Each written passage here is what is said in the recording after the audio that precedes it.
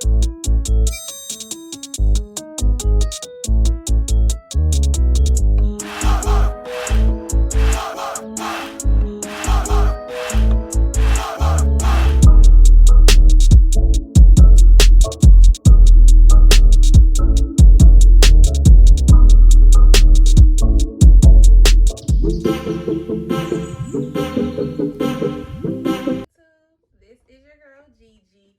back again with another video. So we're gonna call this video Flashback Friday, with the little fancy Friday thrown on that. Okay, all right guys, so today I'm gonna have a little snack while I talk to you guys. So we got a little fresh fruit spread. We got our strawberries, we got our red grapes, and we got our green grapes, and we have a glass of what's this called, cranberry juice with some grape juice, and we put it in a wine glass to add a little flair. So all right guys, so today we're going to go back into the past and talk about some things that have happened in my life.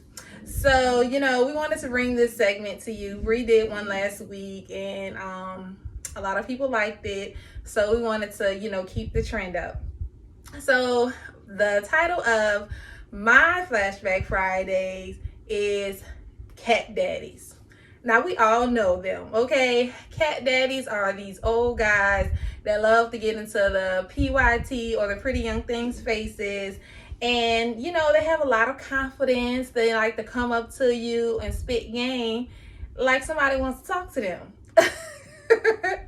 And I mean, it's really hilarious. Any of my friends that know me know that I'm like the cat daddy magnet for whatever reason. I don't know if it's because I'm tall, I don't know if it's because I have a friendly face, or if because I have big eyes. I don't know what it is, but it's always like the cat daddies just love to come talk to me like I'm going to give them the time of day.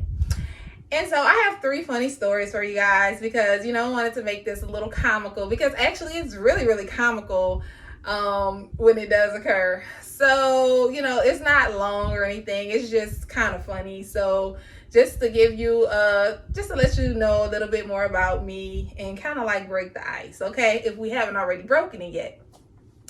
Okay, so the first story, this occurred back, I would say, about 2004. I was probably about 17 at the time, and I lived in New Orleans, right? So I worked at a grocery store back then, and I was getting gas. I'm gonna say that I was on my way to work, or either coming from work. It was one of the two. So I'm just always kind of happy-go-lucky, just generally walking around and kind of like unassuming about a lot of things. So all of a sudden, I'm pumping my gas, and I hear somebody just out the, I see somebody, first of all, at the corner of my eye, kind of looking at me. So, I ignore it, because I'm just like, whatever. Sometimes guys like to try to spit game, and they like to try to talk to you. So I'm ignoring it, acting like I can't hear them. And so then, it's making some more noise, like some all this nonsense. So I happen to look over, right? And I see someone that looks like this. Guys, I kid you not, this guy had a jerry curl. He had on an 80s track jumpsuit, and he had a nice bald spot right in the middle of his head. And so I'm just like, okay, what's going on here? So he's just like, come here, girl, come here, girl. And I'm just like, sir? He's like, come over here. And I'm like, I don't talk to strangers, so I can't talk to you. So even after I said I don't talk to strangers, he still comes up to me, and I'm just like, okay, what the world? So he's just like, how old are you? And so I'm just thinking like, I gotta tell this guy I'm a super young age, because obviously he's somewhere in his 50s. And so I'm just like, oh, well, you know, I'm 16 years old.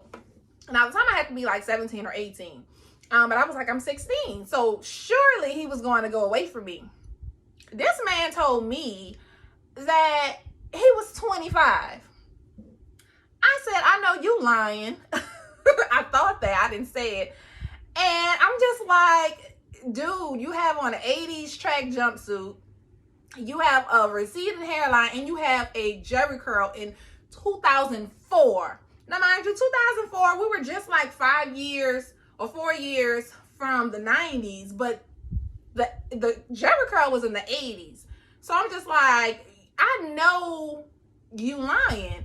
So I was just like, so, okay, 25, 16. So even though this guy clearly was about 25 years older than what he was telling me, I'm like, he's still going to say I'm 16 and he's 25, so he's going to back up, okay? No, he did not back up. So I'm like, sir, you're 25, so, you know, I'm too young for you. He's like, nah, man, you know, you're not too young. You know, we can just be friends. Sir, what kind of friends? Pen pals? No. Like, we can't be no kind of friends. I was like, sir, like, you're too old for me. I'm good, okay? I'm good. Well, just let me give you my number just in case. No, sir. I am 16. You're clearly about 59 and a half, but you're saying you're 25, so you're still too old to talk to me. So I just went on ahead and finished pumping my gas and skedaddled. When I tell you, that story has got to be one of the funniest memories that I've had of a cat daddy, because seriously, this guy told me he was 25. Mind you, he was about 50.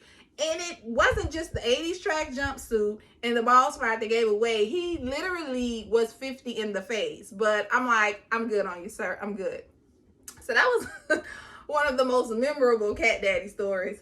The second cat daddy story happened, I give that a few years later. So it was one time, me and my best friend Bree, who's also the other half of Melanated Curves, we were in New Orleans. So we were actually in Metairie, Louisiana. It's like right up the street from New Orleans. So if you're from New Orleans, you kind of know how the Metairie, the New Orleans, the Kenner stuff intersects. But let's just say I was in New Orleans. And I was visiting because at the time I lived in Jackson. So, and she was there in Metairie. So we went to the grocery store. And mind you, my friend, she's always like joking me or whatever, talking about, you know, the old men just love me, right? So we were at some store. I can't remember the name of the grocery store. I want to say it was like Roberts or one of those grocery stores in New Orleans. And so we were looking for something. I can't remember what we were looking for. But for life was, we could not find it. So we were just all over the store looking. So we were just like, we're just gonna have to ask somebody where it's at, because we couldn't find it. And so I happened to see this guy, this older guy, sitting on the floor, and he was stocking or whatever. So I give this guy about 60. And at that time, I had to have been about 22, 23. Okay. And so he was stocking. And so I want to say he was sitting, I came, because the aisle was like this. So I was coming towards him. He was sitting facing me, but his head was turned to the side, putting the stuff up. So me and Bree approached him. And I was like, excuse me, sir. Can you tell us where such and such is? And this man, I kid you not, turned his head. And it was so funny because it was the angle from where he was sitting and I was standing up. He looked up and the heavens could have parted the way he looked at me. It was like, da-da-da-da. And he was like in trance. Guys, you all had to see this man's face. I mean, if you could see the cartoon with the heart eyes and like the tail going up and him like floating. It was like, no. And to this day, Bree laughs and jokes me all the time with this. I mean, guys, this was his face. I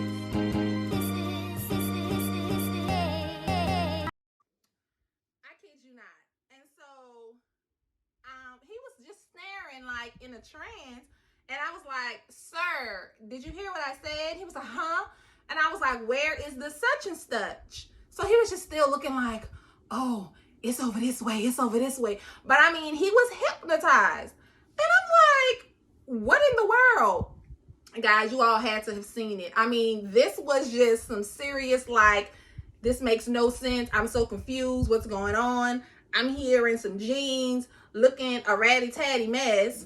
And this man has seen the second coming of an angel, because I'm just like, what in the world here? Okay. It's like he's just saw some, I mean, amazing Amazon beauty queen. He's seen his wife almost in a sense.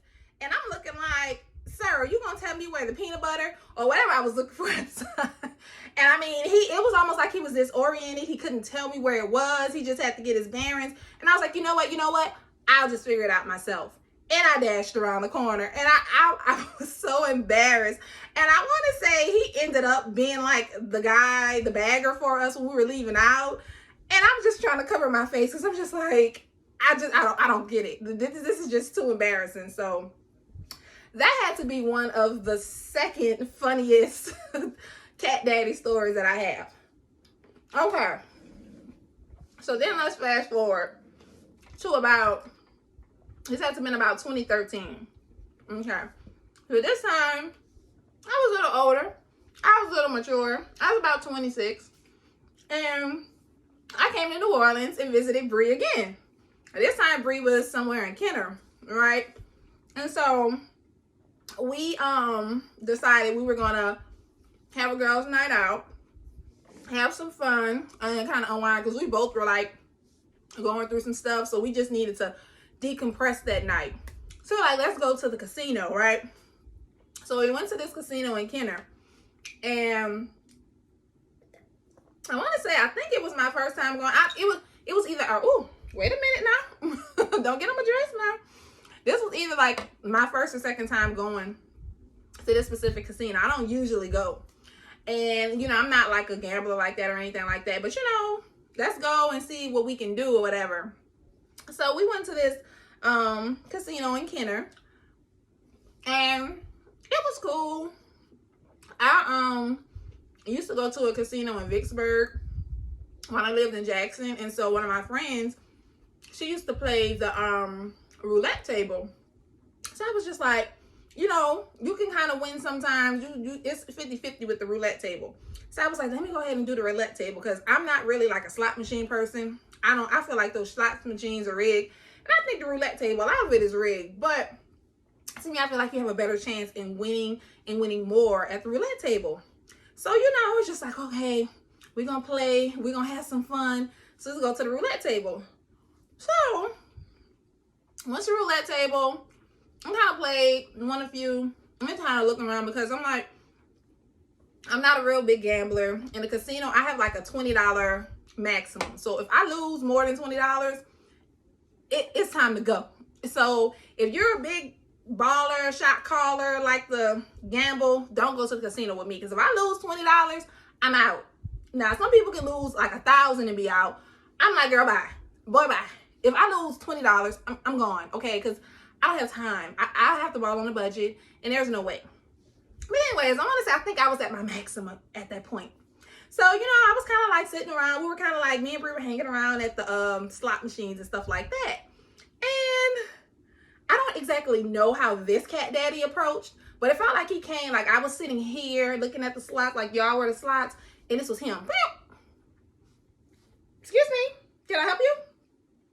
And so this was another little cat daddy. He was short, and he has to be in his 60s, and he just started talking to me. And I'm just thinking, now mind you, we got all these women in here and everyone else, and why am I the target? But cat daddy magnet right here. Okay, I got a snap on my forehead.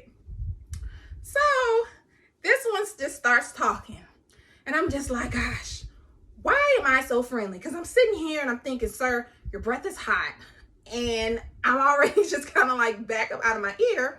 But then he's like, he's just talking and saying what he does and talking about his kids. And he's just talking and talking. So I'm like, okay, I'll just be polite and I'll just listen to what this older gentleman is talking about because, he's an established older gentleman and I don't want to be disrespectful and say, sir, back up out of my face. I'm not interested, but I'm just going to just talk because, New Orleans people, they're nice, they're friendly, they're talkative. So, it probably wasn't on anything where he was trying to talk to me. He was just probably an older guy that just wanted to talk to some pretty young ladies, and it wasn't even like that. So I'm like, okay, we'll engage you in conversation. Bree's right there, so we were all engaging in conversation. So I'm like, this is a group discussion. I'll be polite. So then he's just like, well, what are you ladies playing tonight, and this, that, and the other? And we were like, well, we were just kind of sitting here. We were playing roulette earlier, so, we're just kind of chilling right now, just enjoying the rest of our night. And he's like, well, I want to give y'all some money so y'all can play roulette so y'all can enjoy y'all night and this, that, and the other, and da-da-da-da. And I'm like, oh, okay. So I can't exactly remember how much he gave. It was probably somewhere between $5 to $10. I was just like, okay, whatever. I just took it. I didn't need it. I had my own money. So ladies, never accept any money from anyone at the casino because then it'll be something. So we just ended up, I was like, okay, I'll take it. I didn't want to, but I just took it. And me and Bree just kind of went to the roulette table. So at that casino, the roulette you had to just put 5 on the table. So I put 5 on the table, and I probably wasn't at that roulette table, but for like 15 minutes, and I won like $130. So we were like, yeah, girl, yeah, we won this, we got this, we got this money. We didn't even have to put no money down. I done lost $20 and I done gained $130. Whoop. All of a sudden, Cat Daddy shows up. I'm just like, I thought we shook him. And so, with roulette, the money is like right in front of you. So it's the coins. And once you're done, you have to turn the coins into the, the person at the bank counter, and then you exchange for cash. So this guy, he comes up, and he's just like, oh, you made a killing. And I'm like, yeah, yeah, I made a killing. Like, this is the table, and he's all over. So he was like, oh, well, we gotta split that. We gotta split it. I said, split what? He was like, well, because I gave you the money for it, so we gotta split the earnings because. And I was like, sir, I mean, I didn't want to take anything from you. Like, I give you your $5 back because that's what you gave me was $5, 25%. I can't really remember how much. Okay, honestly, it could have been between 5 and 20. It was somewhere in there. It wasn't like $150. He didn't, it wasn't that much.